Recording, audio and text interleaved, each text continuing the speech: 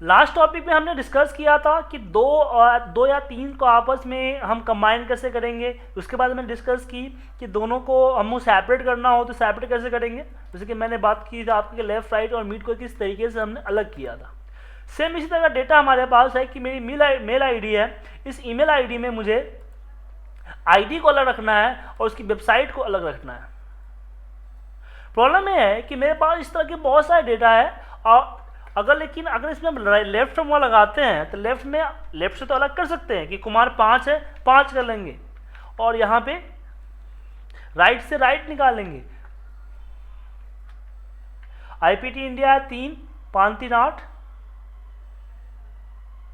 9 9 3 12, तो अलग हो जाएगा। बट प्रॉब्लम है कि इसी तरह के बहुत सारे मेल आईडी हमारे पास हो तो फिर हर के लिए हम अलग अलग फॉर्मूला लगाना पड़ेगा।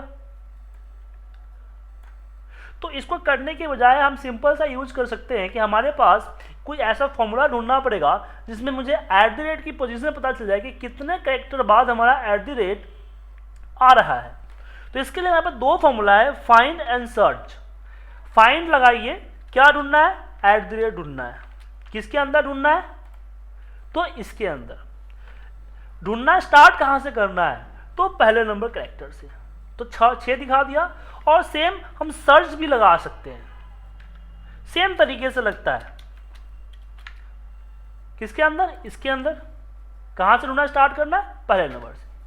दोनों का रिजल्ट भी सेम है, काम भी सेम करता है, लेकिन प्रॉब्लम है कि दोनों में कुछ ना कुछ डिफरेंस जरूर होता है। इसलिए डिफरेंस ये है कि फाइंड केस सेंसिटिव होता है। अगर इसमें छोटे बड़े का फर्क रखता है, लेकिन ये केस सेंसिटिव नहीं होता है, ये छोटे बड़े का फर्क नहीं रखता है। तो जहां पे आपको केस सेंसिटिव रखना है वहां पे फाइंड यूज कर लीजिए, जहां पे नहीं केस सेंसिटिव नहीं रखना है वहां पे आप सर्च यूज कर लीजिए।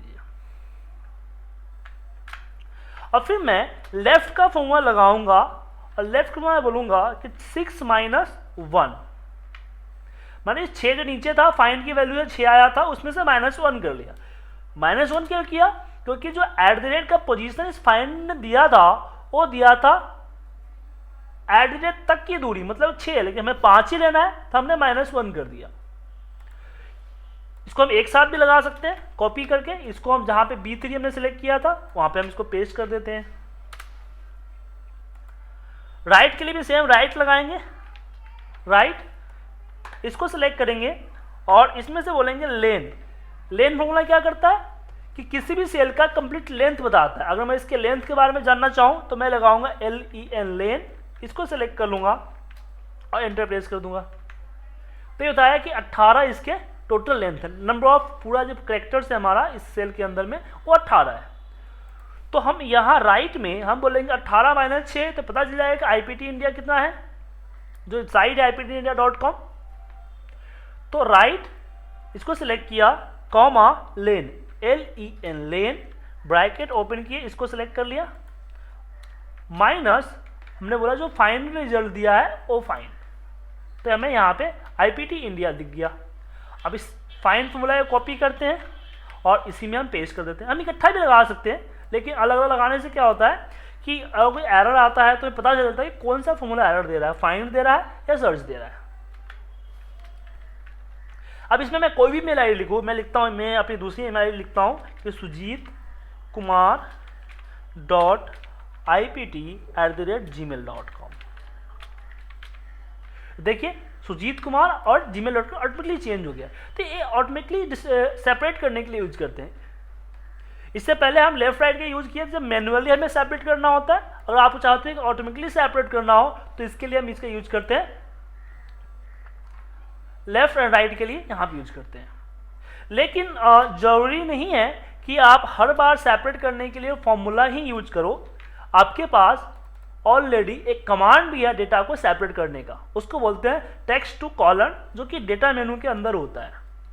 टेक्स्ट टू कॉलन पे जाइए, पहले डेटा को सेलेक्ट कीजिए, टेक्स्ट टू कॉलन पे क्लिक कीजिए, डेटा मेनू के अंदर आपको मिलेगा। डिलिमिटेड सेलेक्ट कीजिए, नेक्स्ट।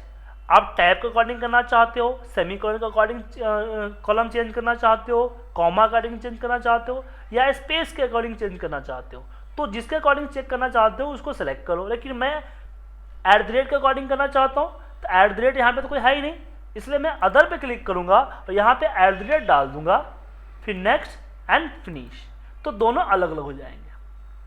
फॉर्मूला इसलिए अलग करते हैं क्योंकि हम चेंज करेंगे तो ये चेंज कर लेगा, लेकिन यहाँ पे मुझे बार बार अप्लाई करना पड़ेगा। तो आपको जो सुटेबल लगता हो उसको आप अप्लाई कर सकते हो।